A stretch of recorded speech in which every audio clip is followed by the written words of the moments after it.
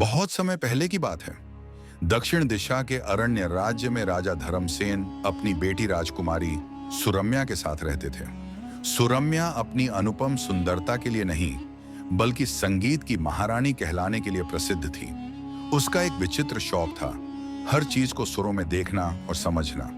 जब विवाह की आयु आई तो राजकुमारी ने घोषणा की, मेरा स्वयंवर केवल उन्हीं के लिए होगा जो 7 सुरों में ऐसा गीत गा सके जिसमें सारा संसार समा जाए। यदि कोई असफल हुआ तो उसे 7 दिन तक महल की रसोई में दास बनकर काम करना होगा।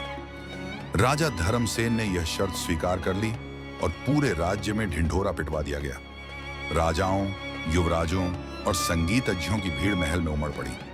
स्वयंवर सभा के पहले दिन एक विशाल दावत रखी गई। पान, मिठाइयां और शहद भरी रोटियां परोसी गई। फिर एक एक करके लोग गीत गाने लगे।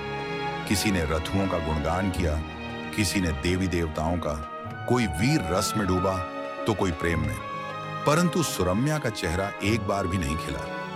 राजा मन में चिंतित हुए, कहीं मेरी बेटी किसी से विवाह ही न करे। उसी समय महल की रसोई में मिठाई बना रहा एक युवक मानव, जो एक संगीतकार हलवाई था, हंस पड़ा और बोला, राजाओं को गीत नहीं आता, ये तो सुरों का अपमान है। राजा ने उसे बुलवाया और पूछा, क्या तुम गा सकते हो ऐसा गीत जिसमें सारा संसार समा जाए? मानव ने विनम्रता से कहा, हे राजन, यदि मैं गीत गाऊं और राजकुमारी संतुष्ट हो जाए तो क्या वह मुझसे विवाह करेगी? सभा स्तब्ध हो गई। एक रसोइया और राजकुमारी।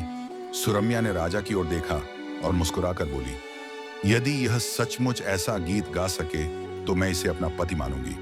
राजा ने सहमति दे दी। सभा में सन्नाटा छा गया। मानव ने आंखें बंद की, तान छेड़ी और गाने लगा, सागर की लहरों में जीवन की छाया है, रे रेत पर खेलते बचपन की माया है, गगन में उड़ते पंछी हैं आजादी के गीत, माँ की लोरी में छिपे संस्कारों के मीत, पर्वतों की छोटी पर बर्फीली चुप्पी है, धरती की गोदी में बीजों की खनकती सच्ची श्रद्धा है, नक्षत्रों में लिखा भविष्य समय की वाणी है। यह गीत नहीं, यह तो सृष्टि का सार है। सभा में किसी ने कहा। राजकुमारी सुरम्या की आंखें भर आईं। उसने पहली बार ताली बजाई और बोली, मानव, तुमने केवल सुर नहीं छेड़े, मेरे हृदय की वीणा बजा दी। मैं अपना जीवन तुम्हारे सुरों के संग बिताना चाहती हूं। राजा ने दोनों का विवाह धूमधाम से संपन्न कराया।